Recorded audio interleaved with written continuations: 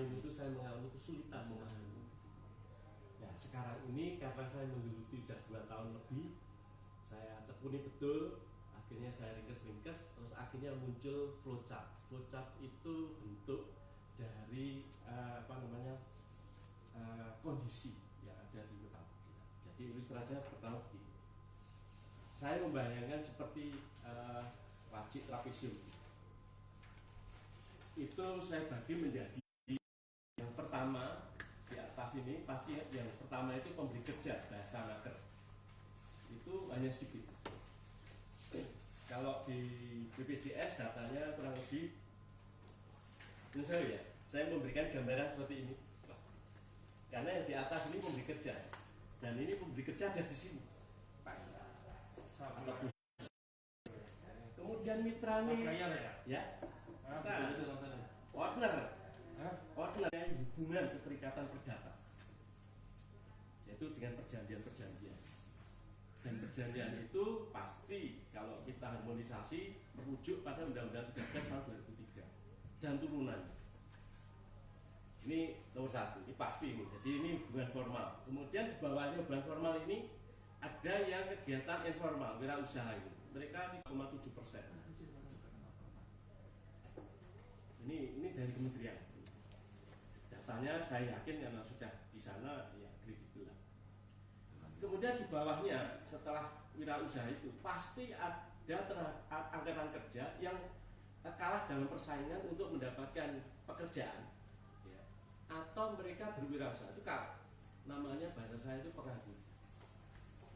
Nah, ini diamati oleh BPS penganggur. Nah, penganggur itu definisi di Naker itu dibagi 2.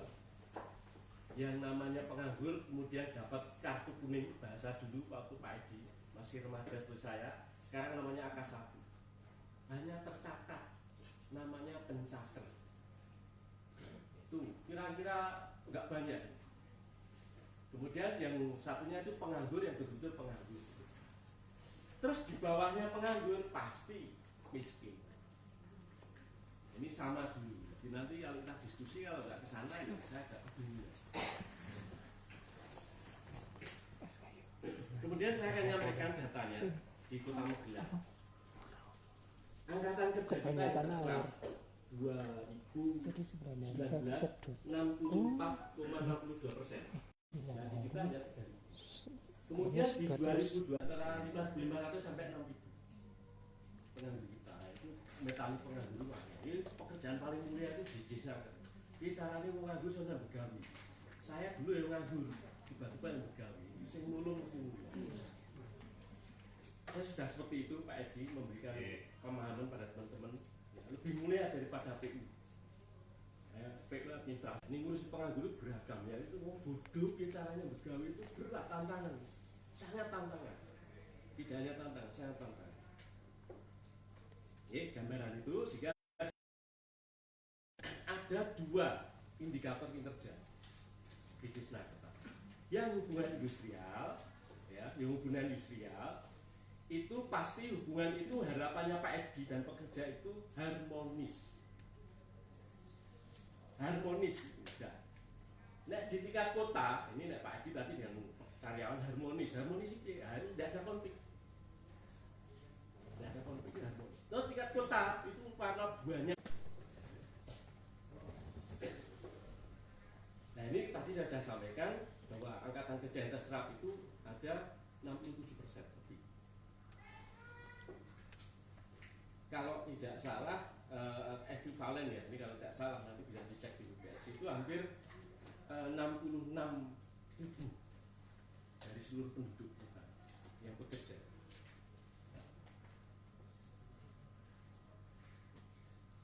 Terus Naker itu tidak hanya Naker, bersama-sama, terutama si mimpin ASEAN 2 menurunkan angka pengangguran. Menurunkan angka pengangguran. Tidak bisa angka ini saya terus ini turun gitu, saya bikin sendiri terus tak turun ke diri, tidak bisa. Tetap ada lembaga yang memang kredibel untuk menghitung itu dan sampling dan itu menurunkan fungsi kebijakan. Wah, ini berat. mengatakan SDN Legislator dunia kali 1, meskipun saya kali 5, tapi nek iso ya teman-teman kali 1. Kemudian ini berkahnya ini, saya waktu di inspektorat itu pusingnya betul Pak. Kalau saya tahu persis saya pusing. Ini nek paman kurang ngerti, saya misalnya bodoh, saya itu nggak. Ini karena tahu jadi pusing. Karena apa? Hampir setiap target-target tadi itu kan munculnya dari program dan kegiatan. Ya semua program kegiatan itu ya sudah, mereka inovasinya luar biasa tapi nggak nyambung. Nah itu makanya dulu saya mau mereview tentang apa peran-peran inspektorat dan disnaker itu nggak nyambung, kan nggak bisa dirubah. Kan SPC nggak bisa dirubah, padahal menurut saya ya harus dinamis. Ya itu maksud saya tak review program dan kegiatan itu disesuaikan. Ternyata nggak bisa, ya sudah. Terakhir ini ada namanya Permendagri 90/2019. Wah itu berkah bagi saya mikir ya. Ya itu sudah Permendagri 90/2019 itu sudah dari mulai program, kegiatan, sub kegiatan. Sampai kalau kita misalnya untuk pinter sidik itu sampai muncul kegiatan yang paling dilakukan sehari-hari itu apa, itu bisa nyambung. Nah ini sekarang sudah alhamdulillah ada Permendagri itu, sehingga kita sudah nggak mencari-cari kreativitas dan sebagainya. Nah dari situ saya nyambung karena sudah ada sub kegiatan yang terkecil, kemudian sampai pada tadi dua sasaran daerah tadi, hubungan industrial yang kondusif dan penurunan angka pengangguran, muncul ada kegiatan naik dikit lagi menjadi program. Tapi sebelum sampai ke sana, saya pasti bicara tentang permasalahan. Pasti berbicara tentang permasalahan. Karena ada tadi kalau saya mau melaksanakan kegiatan nggak ada masalahnya, ya berarti kita ya sudah gawe. Ya beruntungnya lagi sekarang ini luar biasa. Sekarang di honor-honor dulu itu diganti dengan TPP, kumpulan honor-honor 300, 350 itu justru saya jadi 100 sekarang. Sekarang sudah sekarang saya itu tenang. Ini yang digawe teken sebagai PA mengeluarkan sekian miliar itu barang itu nggak dihisap. Karena sekarang sudah tidak ada kreativitas mencari honor.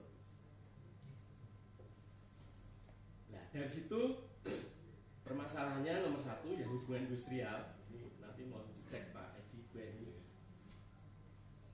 Pertama yang hubungan industrial ini yang baik. Kepatuhan perusahaan terhadap peraturan perundangan meningkat. Ini tujuan kita. Karena kalau sudah hubungan industrial itu harmonis itu ya harusnya patuh dengan aturan-aturan. Ini yang pertama.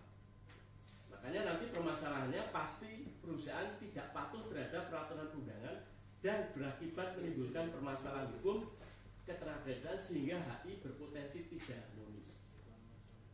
Nyambung ya tadi. Kemudian permasalahan yang berikutnya terkait dengan kesejahteraan dan perlindungan tenaga kerja. Pekerja atau buruh tidak mendapatkan program BPJS atau risiko-risiko tenaga kerja. Ini permasalahan. Ya diantaranya kalau permasalahan di BPJS risikonya yaitu pertama perlindungan kesehatan, yang kedua kecelakaan kerja, yang ketiga kematian, yang keempat hari tua, yang berikutnya pensiun, dan yang terakhir Undang-Undang Cipta Kerja mengatakan kehilangan pekerjaan, jaminan kehilangan pekerjaan. Ini harus menjadi perhatian. Kemudian yang ketiga terkait dengan masalah hubungan industrial, pekerja atau buruh belum sepenuhnya mendapat hak-hak sesuai dengan peraturan perundangan akan berakibat terjadi perselisihan sehingga hubungan industrial berpotensi tidak harmonis. Hak-hak itu apa? Di antaranya yang paling mendasar itu UMK. Tapi saya tidak akan membahas ke sana. UMK dan kemudian tadi hak yang lain tentang kesejahteraan pegawai. Kemudian yang berikutnya ini tentu yang kaitannya dengan masalah pengangguran ya, atau pencari kerja. Pencari kerja kompetensinya rendah, berakibat tidak mendapatkan pekerjaan sehingga lowongan pekerjaan formasi jabatan yang tersedia tidak terserap. Jadi sebetulnya informasi atau lowongan pekerjaan di Disnaker itu relatif banyak. Cuman skillnya sesuai dengan kebutuhan sampai di mata itu enggak nyambung. Tapi kembali lagi, Nun Sewu di Kota Magelang itu penganggurannya nih, gambaran saya nih, Nun Sewu Pak Edi, sebetulnya orang Magelang itu banyak sukses daripada yang tidak sukses. Saya udah yakin betul. Sehingga kalau saya katakan penganggur, bahasa kasar saya, tapi di internal ini residu. Saja Magelang sukses semua, banyak sukses. Neng ada residu. Itu kasar memang. Tapi piye faktanya seperti itu. Mau dijak rembugan kayak bung, jak maju, enggak, kalau duit ora, itu. Ya itu hanya sedikit. Jadi kalau saya ngomong penganggurnya Magelang itu sama dengan Pak Wali sekarang. Penganggur Magelang itu juga iming-iming yang daerah liya ora gelem karena Magelang wis nyaman. Sudah nyaman ono Pak Edi. Enak. Dia membandingkan dengan Pantura. Pantura ra iso. Wah, anak kabeh kudu metu saka kotane. Magelang enggak. Begitu pendidikannya bagus, pasti sukses. Wis teman-teman sendiri temannya Pak Edi itu banyak sukses. Wah itu. Kalau susah ada gurunya, ada guru. Nah makanya saya mengatakan penganggurnya itu sebetulnya sulit tantangannya karena tadi risiko. Makanya saya permasalahannya pencakar kompetensinya rendah. Ya nanti pasti ada action. Kemudian yang berikutnya permasalahannya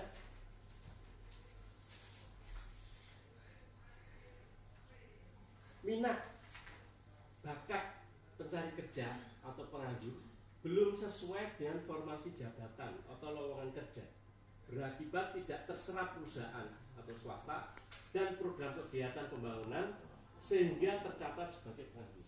Jadi tidak terserap di sektornya tadi, tidak terserap di kegiatan pembangunan APBD fiskal. Ya, itu akhirnya terganggu. Terakhir tantangan saya, ini saya pribadi tapi dibantu oleh teman-teman staf, jenis pelayanan Disnaker berupa program, kegiatan dan subkegiatan kurang sosialisasi kepada pencakar dan penganggur, berakibat kurang efektif dalam penempatan tenaga kerja sehingga penyerapan tenaga kerja kurang optimal.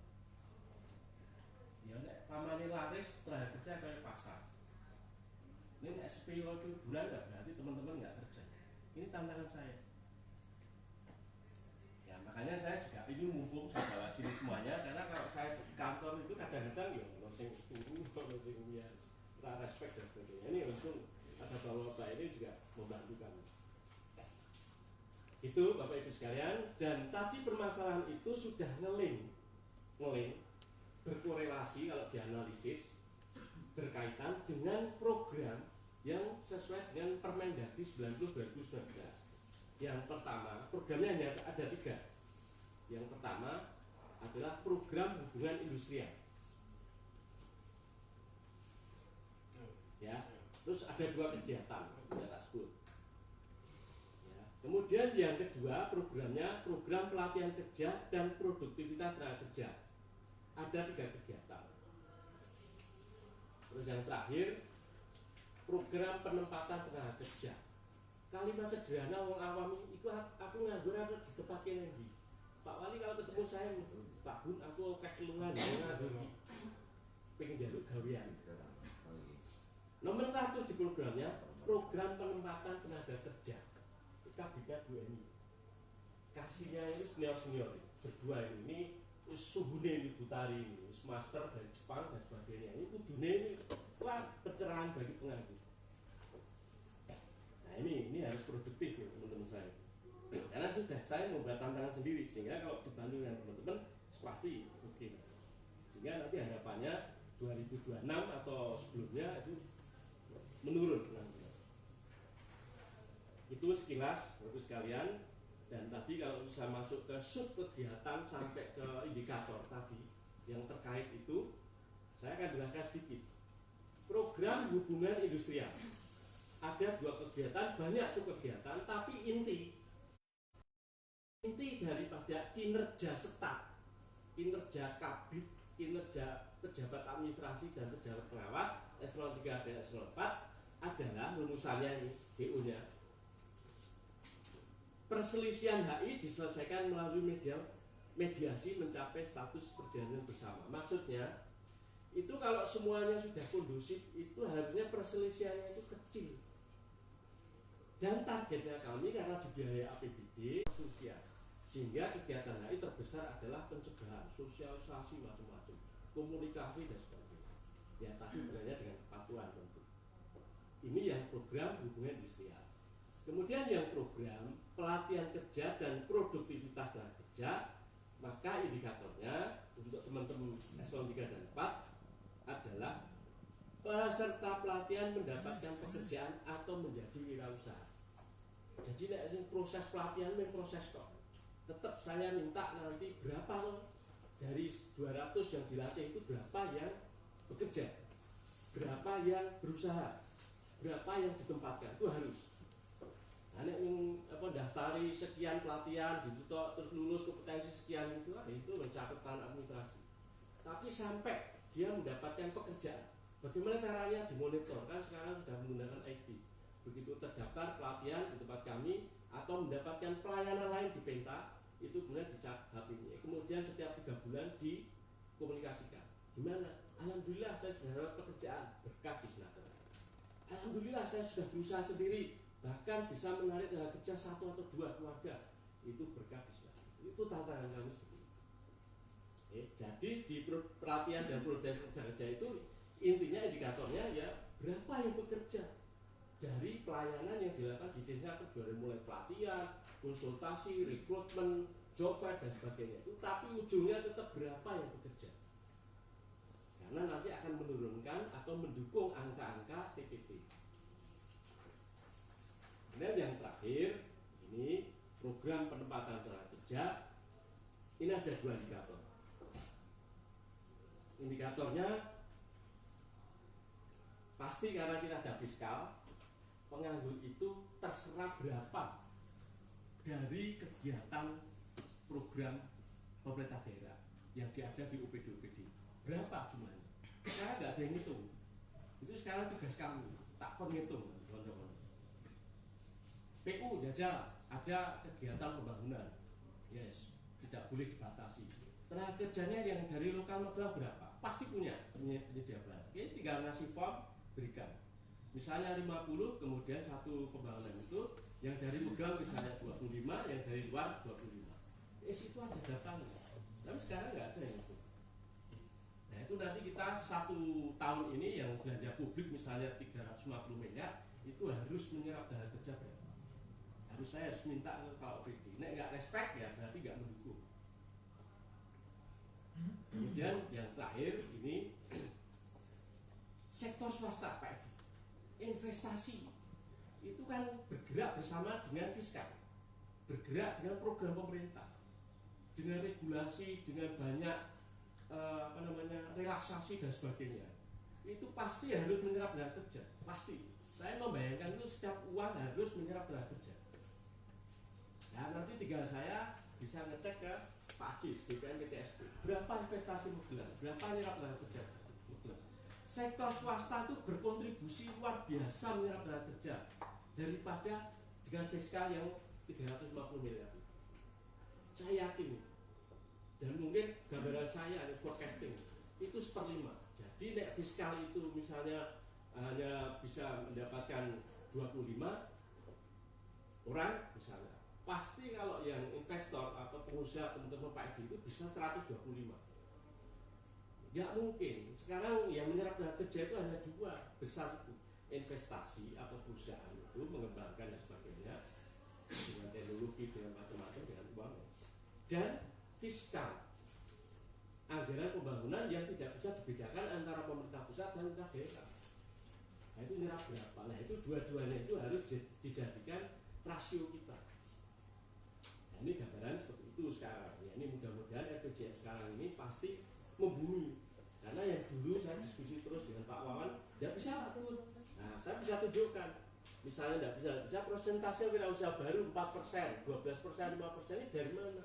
Saya tanya teman-teman itu benar diskusi dengan perencanaan, ini dari mana ini? Wong kita itu membelanjakan uang, kok komparasinya kok daerah. Saya sudah bawa ini, jadi saya nggak bisa akan berdiskusi keberhasilan kemarin berapa. Ya saya hanya monitor, wah alhamdulillah dungo TPT dan BPS keluar turun, ya kan, TPAK ya dan BPS naik, dungo saja. Karena apa yang saya lakukan kemarin-kemarin itu persediaan, nggak bisa model zaman dulu Pak Giarto harus 100% terserap, wah itu sudah. Nah, saya nggak di sekretariat itu jenis pemeliharaan dan lain itu wah iso efisien, iso dinamik. Berarti nanti kalau efisiennya banyak, berarti iso cara kerjanya sangat efektif. Ya, di sekretariat itu ada umum, ada perencanaan keuangan. Ya, bekerja kok belanja di internal kok bisa efisien, bisa 100%. Ini Pak masih banyak ini Pak harus dihabiskan. Nah, itu corong dulu. Ini pengalaman saya enggak. Kita sebagai penunjang, sekretariat sebagai penunjang, kata kuncinya hanya lancar. Nggak usah mikir penuh-penuh. Lancar. Di perencanaan, subak perencanaan itu ngumpul ke kabit atau kasih, pokoknya dikompilasi. Kan analog, naik kan analog. Kompilasi, terus diskusikan, terus lancar. Program di subak yang lain juga gitu lancar. Kata kuncinya lancar, ditambahi mendukung. Nah angel-angel berarti Pak Sekretarisnya harus dilaporkan. Ini Pak susah, tidak lancar, tidak mendukung. Itu sudah komitmen saya dan itu sudah saya sampaikan juga. Dan saya harus membuktikan itu bersama teman-teman karena pekerjaan saya itu yang di Desa itu sudah mengikrarkan mulia. Wis tolong itu nganggur. Nah, terus kemudian di hubungan industrial itu tenaga kerja sama pemberi kerja itu kondusif, bahkan meningkat terus kesejahteraan itu sudah mulia. Semua orang kita pegawai itu meningkatkan kesejahteraan menjadi nomor 1, tapi kita nggak ke sana. Nah, bagaimana instrumennya? Ya itu kepatuhan peraturan. Nah syukur-syukur kalau misalnya di atas UMK laporan ke kita, wah nanti tak lapor ke, terus nanti setiap tahun 17 nanti diapresiasi. Perusahaan ini luar biasa Bapak, kita harus memberi apresiasi karena sekian ratus perusahaannya kemudian sudah di atas UMK. Ini Bapak Ibu sekalian, sehingga lebih detailnya nanti saya berharap ruangnya di situ diskusinya, dan saya tekuni betul ya. Saya nggak bisa misalnya mau cari ini ide-ide inovatif lah, itu ada Permendagri 90 sudah. Terus lakukan saja sekarang, dan sekarang saya sudah bersyukur banyak karena tahun depan ini misalnya Pak Edi, tahun depan saya pensiun Pak. Tapi saya masih semangat Pak. Semangat karena saya ingin memberikan warna. Ingin memberikan warna. Dan setelah saya sudah mengatakan kalau saya di badan dulu di inspektorat itu posisi saya hanya konsultan, tidak akan mengendalikan. Badan itu hanya konsultan, tempat konsultasi. Ya kan? Dan kalau kita belajar POAK itu planning, organizing, actuating, controlling. Planning. Yang pertama selalu mengatakan 50% lebih keberhasilan ada di actuating. Padahal sekarang ini planningnya dan actuating itu ada di UPD. Kemudian dikompilasi oleh Bapeda, yaitu besok kalau sudah didok menjadi dokumen hukum dilaksanakan oleh UPD. Itu planning dan actuating itu sudah di UPD. Makanya menurut saya UPD itu SDM-nya harus kali 1.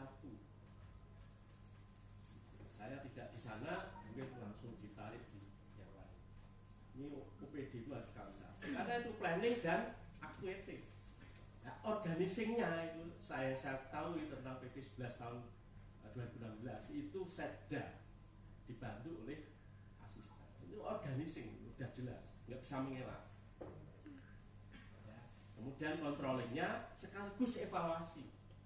Lu controlling kok nggak diakui sebagai evaluator, ya sudah.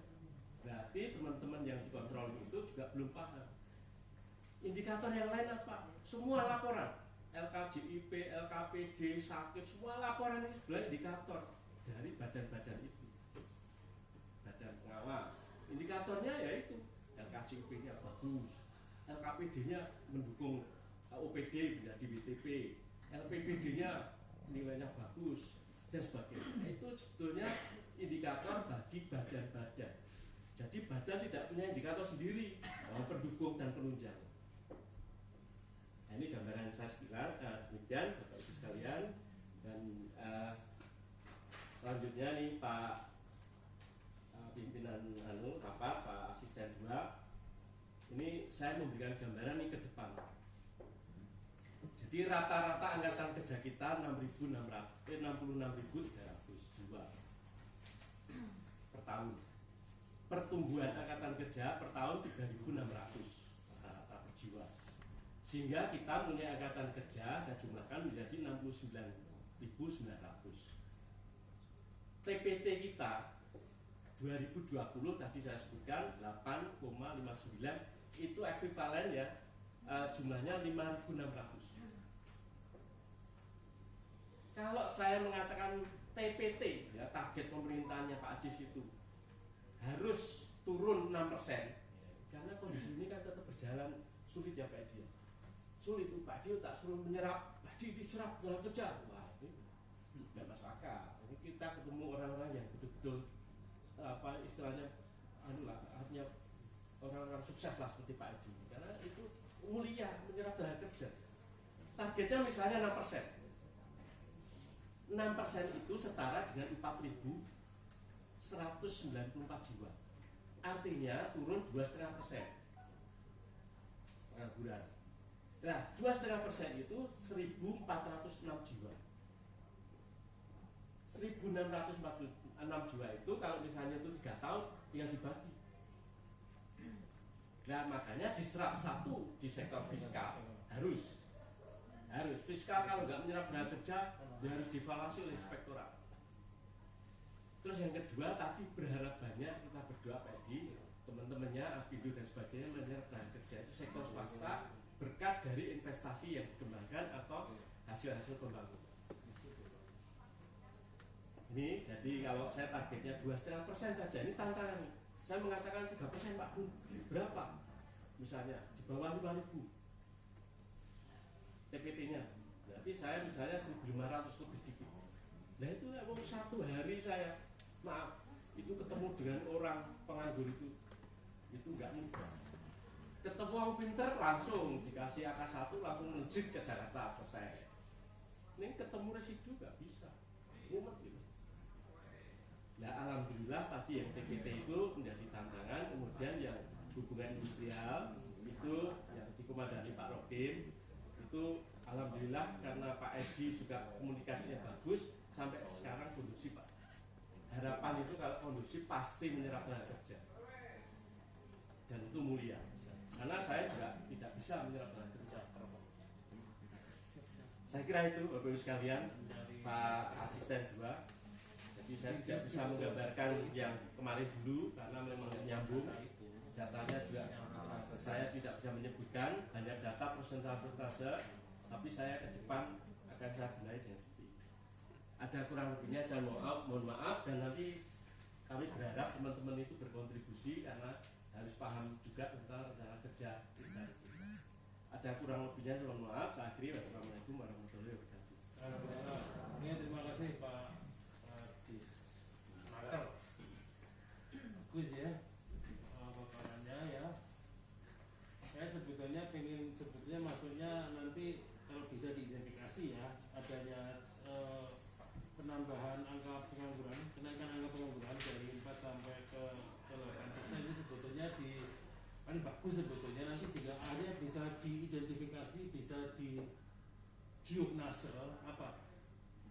Kalau kita bisa mengetahui sektor-sektor apa saja yang masuk di sana, sebetulnya yang menurun itu sektor apa saja, bisa dilihat dari kontribusi atau dari sektor-sektor BPDRD.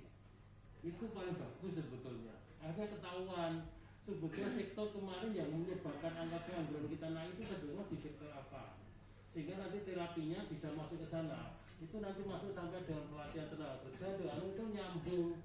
Padahal bukan pelatihannya salon terus, padahal permasalahannya karena bukan salon ya kemarin. Misalnya gitu, saya nggak tahu kan. Misalnya gitu toh, permasalahannya bukan salon, tapi kemarin itu masalahnya itu nganggur itu sing opo terus ada masih opo iki. Aku ora ngerti nang njaluk datane kok. Apa jadi opo ya betul ya? Sedikit ya informasi tambahan ya. Jadi sekarang itu penganggur. Saya setiap hari baca Kompas. Setiap hari, nggak pernah saya dan Suara Merdeka. Sangat penting bagi saya. Aku bingung nek nggak baca koran setiap hari. Jadi angka pelaku usaha mikro informal bertambah 1,18 juta. Penganggurnya turunnya luar biasa. Pelaku usaha mikro informal bertambah nasional. Nah itu juga saya kira ekivalen di daerah. Makanya saya mengatakan kalau ada pelatihan harus 90% nawaitunya peserta pelatihan nanti jadi wirausaha. Setelah jadi wirausaha ya sesuai dengan kompetensinya mereka, minatnya, kemudian mereka bisa narik 1-2 itu luar biasa itu. Jadi kita mindsetnya bukan lagi dari pekerja, bukan lagi ditoknya sama Pak Edi tekan gone melu barbershop gawe outlet salon di depannya usahanya Pak Edi. Itu luar biasa. Itu yang sedang saya bangun seperti itu. Mari barbershop luar biasa. Mana-mana wah itu banyak ini. Nah itu nanti pada saatnya mereka, yang penting kan mereka kan bekerja, punya penghasilan. Ini angkanya udah jelas. Bukan. Tapi saya pengen nyambung ke justru ini perkataan jenengan. Saya kan pengen sekali. Dia berharapan pada OPD terkait dia mau minta tagih ya, minta komitmen sebetulnya bisa menyerap berapa tenaga kerja. Nanti kan nyambung di situ loh. Jadi kan udah bicara ke sana, OPD berarti udah bicara per sektor. Saya sebetulnya nyambung ke situ gitu loh. Saya mimpin Pak Asisten 2. OPD. Saya kan nampani data. Bukan, Pak Asisten 2 petugas kok banget. Orang mampu ini tugas teknis termasuk kita kan masalah pengangguran. Kita kan bicara masalah pengangguran, masalah tenaga kerja. Saya belum bicara masalah pertanian. Loh, apa target itu jurane sing kerja kepala dinas itu koordinasi di level S2 adalah koordinasi untuk penyusunan kebijakan, bukan koordinasi teknis gitu ya.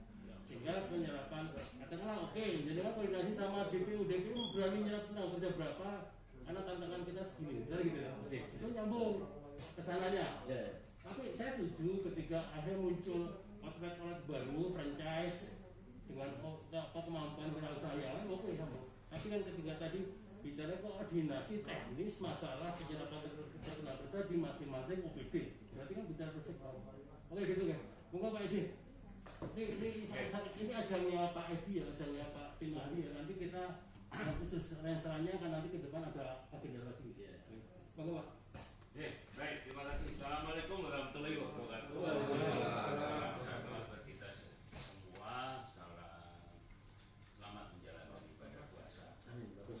Mas, terima kasih kesempatannya Pak Kepala Dinas dan seluruh tim yang rapat pada hari ini. Sebenarnya membicarakan bidang tenaga kerja itu tidak bisa aksi sendirian. Ini merupakan subsistem yang berpengaruh. Jadi pola berpikir kita itu harus diletakkan pada proporsi yang sebenarnya. Sebenarnya Pak Agus sudah mengarahkan ke sana Pak Asisten. Bahwa begini. Kalau kita melakukan kajian tenaga kerja ini memang dari sudut pandang mana? Kita ketahui Indonesia itu nomor 4 terbesar tenaga kerjanya. Ini sebenarnya bonus demografi yang sangat istimewa. Sekarang kebijakan pusat, provinsi dari kita ini tidak bisa terlepas dari koordinasi Pak. Ya. Saya bilang ini pengalaman saya ketua Pindu itu sejak tahun 88 Pak, 90 efektifnya. 88, 90 itu sekretaris, 90 ke atas. Sampai sekarang tuh saya pengen dipecat tapi nggak ada yang mau. Sehingga saking hafalnya perubahan-perubahan regulasi itu menyebabkan kita lebih titiknya sistem informasi pasar itu bisa dikaji sebenarnya. Saya melihat sistem informasi pasar ketenagakerjaan, kemudian kebijakan, realitas di lapangan dengan segala permasalahannya ya, soal ketenagakerjaan ini memang tidak sederhana. Tadi Pak Disnaker, Kepala Disnaker sudah menyampaikan. Saya hanya melihat ini sekarang ini apalagi soal RPJMD kemudian nanti Rensta SKPD ini mohon sekarang kita harus berani melakukan kebijakan evaluasi yang lalu, Pak. Saya melihat Pak Disnaker itu atau timnya dengan pengusaha komunikasinya bagus. Tetapi sebagai saya orang di luar pemerintahan melihat koordinasi Disnaker dengan instansi lain itu sangat belum. Satu contoh, misalnya kita melihat pemetaan ini saya belum bicara pandemi, soal menciptakan lapangan kerja. Ya Disnaker tugasnya piye cara kesulitan, lahan kurang, informasi KPMD itu juga belum tertata rapi, ada salah menciptakan konsep misalnya ekonomi cepat tumbuh di Sidotopo, sing tumbuhnya rumput, Pak, bukan investasinya. Sampai sekarang zaman Budi Senen sing ciptakan sampai detik ini Pak nggak maju. Sidotopo itu membuat investasi begitu besar, tapi dampak rekrutmennya tenaga kerja kok gede. Sekarang tadi disampaikan, sebenarnya subsektor apa yang paling bisa kita tangani sehingga menciptakan lapangan kerja, penyerapan tenaga kerjanya bagus. Tadi udah disebutkan UMKM, tapi UMKM ini apakah ditangani di Disnaker dengan baik? Belum tentu, karena dia tidak bisa sendirian. Dia tergantung dari penanaman modal, tergantung Satpol PP, tergantung bagian perekonomian, tergantung dari dinas-dinas lain. Padahal saya mengatakan Pak, ini jujur aja koordinasinya belum. Saya sebagai pengusaha misalnya mau, saya kan pengusaha properti misalnya, saya kan juga properti di beberapa tempat. Itu nggak ada kaitannya Disnaker. Pak ini menciptakan lapangan pekerja Pak, terus kemudian itu mendapatkan insentif tadi. Nonsense. Kue deloke, kue ini rapat orang. Sebenarnya aku balihone kakean kaya itu kan juga ada tenaga kerja sih masa. Tapi ongkos silumannya gede Pak. Pengusaha sering ngeluh, aku nih tenaga kerja untuk UMK nggak masalah, tetapi biaya-biaya ekonomi tinggi ini yang menyebabkan kita itu males. Kalau you mau serius sebagai sebuah komponen konsep Magelang itu kota jasa yang menyerap tenaga kerjaan dan peluang bisnis yang istimewa, itu harus komprehensif. Nggak iso Disnaker ya udah sampai botak loh nih sampai iso menyerap tenaga kerja yang banyak. Kalau tidak, atau harusnya Bapeda itu juga harus menyiapkan Pak As 2 ini memang kudu kebijakannya. Ya kebijakannya, karena selama ini diferensiasi antara misalnya contoh ya, ini Disnaker juga kelemahannya banyak Pak. Satu contoh, data terdidik, skilling, upskilling, non-skilling, tenaga terdidik kita yang nganggur berapa, tenaga ahli ya, keahlian tapi bukan pendidikan itu berapa, yang tidak terdidik, tidak terahli berapa. Sementara sebenarnya peluang itu bisa diserap di UMKM. Ini saya belum bicara COVID, bicara kebijakan, pola kebijakan, koordinasi, sistem analisis di dalam metakan problema ketenaga kerjaan di Magelang itu masih buta. Satu contoh Pak, Pak Agus jadi pengusaha, Pak Anu jadi pengusaha, yuk mikirin apa sih? Aku mau investasi di Magelang untuk di luar, karena itu nanti akan menyerap tenaga kerja. Ini yang disebut policy yang pro investasi, policy yang pro penyerapan tenaga kerja. Coba bayangin, aku nih jadi pengusaha, aku semangat, akademinya cukup banyak, komputernya oke, apalagi kita mau revolusi 4.0. Saya tidak melihat apakah di Magelang ini aman, masih gitu.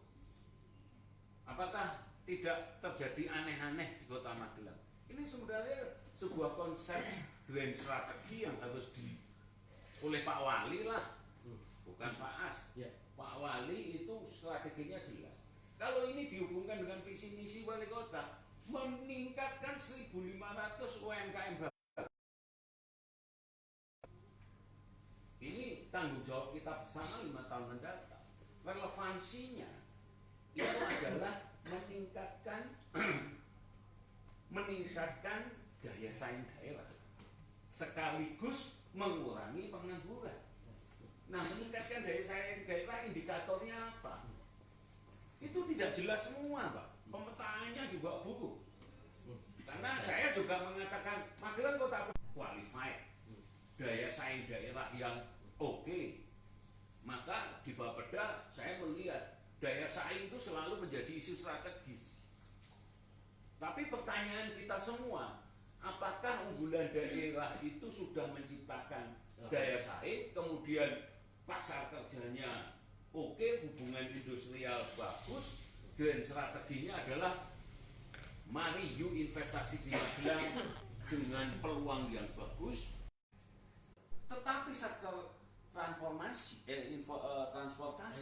ya, barang dan jasa, barang dan orang, gitu ya, itu seperti Garuda, lainnya, Batik Air kolaps semua, Pak. Tapi barang itu juga ada yang kolaps, terutama pada mereka yang nggak punya jaringan, karena daya saingnya sudah merupakan sebuah revolusi 4.0. Itu sektor-sektor mana saja yang digitalisasi yang akan berkembang. Media massa, yuk lihat, media sosial berkembangnya pesat sekali. Net itu investasinya 3 triliun, Pak. Tapi dengan Deddy Corbuzier yang YouTuber, nek kue ini konsepnya terlalu bagus dan kemudian tidak menghasilkan outcome yang bagus, indikatornya apa? Ketidakmampuankah? Maka saya menyarankan, Pak, itu nanti di Bapeda, kepimpinan Pak Asis ini itu harus memiliki grand strategi. Grand strategi itu strategi utama, yaitu Satrio, itu binalatas bidang produktivitas. Kalau tingkat produktivitas kita itu udah saingnya tinggi, Pak. Tingkat produktivitas rendah Kota Magelang itu. Tapi doneke wong nganggur ini ayem dan lain sebagainya. Ini tidak bisa menjadi safety net gitu ya, garis pengaman kalau ada seperti serangan pandemi. Pertanyaannya, kita pernah krisis? Tahu saya. Jumlah omsetnya berapa? Tahu saya. Kreditnya Armada kepada BRI jumlahnya berapa, bunganya berapa? Saya tahu, Pak. Karena kalau ada apa-apa, Pak Wangin selalu koordinasi dengan saya, aku ketua tim, selalu teman, selaku saya pemegang informasi. Karena apa? Begitu ada informasi itu penting buat pengusaha. Sekarang suplai informasi apa yang bisa disuplai pemerintah? Apalagi di snaker terhadap calon investor. Ya dia biasanya hanya performa yang selalu tadi sudah dijelaskan data-data statistik, Pak, pengangguran ini. Kue investasi di Sidotopo, kue sing tekoan demit.